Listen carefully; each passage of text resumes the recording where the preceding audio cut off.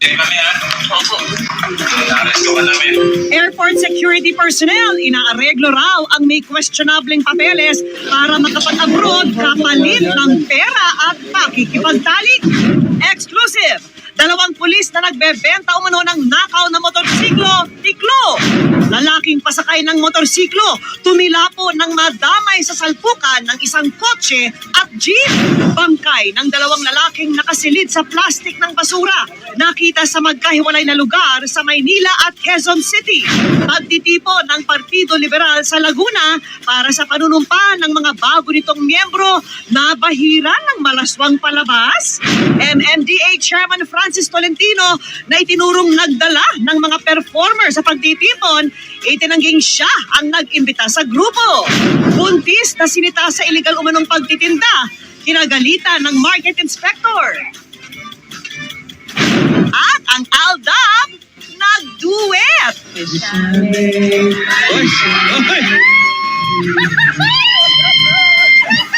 Yaya Dab at mga lola dadalaw sa mga dabarkad sa Broadway. Sisters, sa Sabado daw. Okay, sa Sabado. Yay!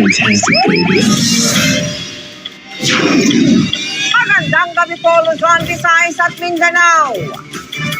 Arestado sa isang motel sa Pasay ang isang tauhan ng NAIA na nambibiktima uno ng mga aalis na bansa pero nagkakaproblema sa papeles. Ito po ang alok ng suspect. Aaregluhin niya ang record ng biktima pero ang kapalit, pera at pakikipagtalik. Todo tanggiang inararestong suspect. Tinutukoy po ngayon ng mga otoridad kung sino-sino pa ang mga umunoy kasabwat sa ganitong modus ng sex for flight. At yan po ang tinutukan ni John Consulta. Inabutang nasa kama ang suspect kasama ang kanyang sanang bibiktimahin sa loob ng isang motel sa Pasay. Dalawang pulis sinilaban ng ilang nagpo-protesta sa bansang Argentina. Ingat sa ilang nakakainganyong alok sa internet na panloloko pala. Ang misteryosong babaeng namimigay ng bulaklak sa Maynila, ipakikilala na. At duet ng ALDAB, todo sa pakilig.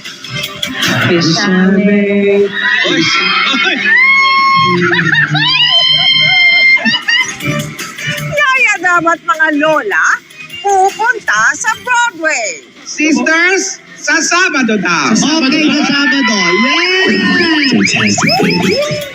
Tutok na dito sa mas pinagkakatiwalaang 24 oras.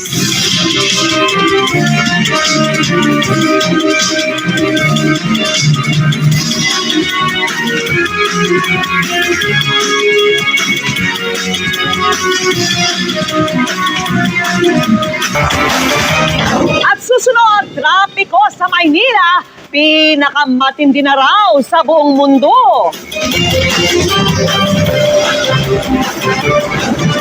Ken Chan nagsasanay na rin sa pagrampa para sa ginagampanang role sa Destiny Rose.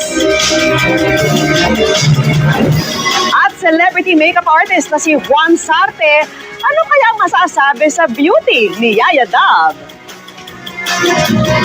Tutukan lahat ng yan dito sa 24. At susunod,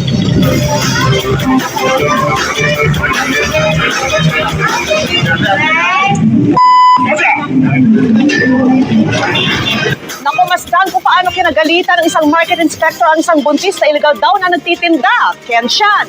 Sumabak sa matinding training para sa pagrampa bilang Destiny Rose. At lola ni Dora, ipapasyal si Yaya Dab sa Broadway. Sisters, sa Sabado daw. Okay, sa Sabado. Yay!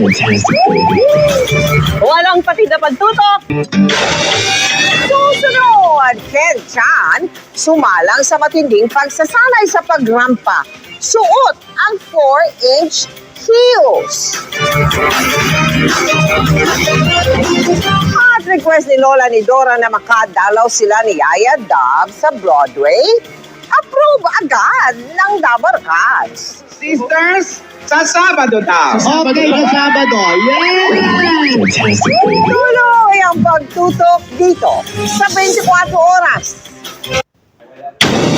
Up next, kung si Alden nakadalaw sa mansyon, si Yaya Dab ipakikilala sa The Barkad sa Broadway. Sisters, sa Sabado daw. Okay sa Sabado. Yeah! Tuloy ang pagtutok dito lang sa 20. Ushay, May. Ushay, nakakakilig naman, guys. That's it for our Thursday night chikahan. Ako po si Evelania. Miss Mel, Miss Vicky, kayo rin, di ba? Sumabay din kayo, di ba? Na-internalize talaga. Dili ka, ha? Talaga. At yan po ang mga balitang ating tinutukan sa nakalipas sa 24 oras. Maraming salamat sa inyong patuloy na pagtitiwala. 85 araw na lamang at Pasko na. Mula sa tahanan ng katotohanan. Ako po si Mel Campo. At ako po si Vicky Morales, ang ngalan ni Mike Enriquez. Ito ang GMA. Walang kinikilingan, walang pinoprotekta. Walang kasinungalingan. Serbisyong totoo lamang. At ay hindi na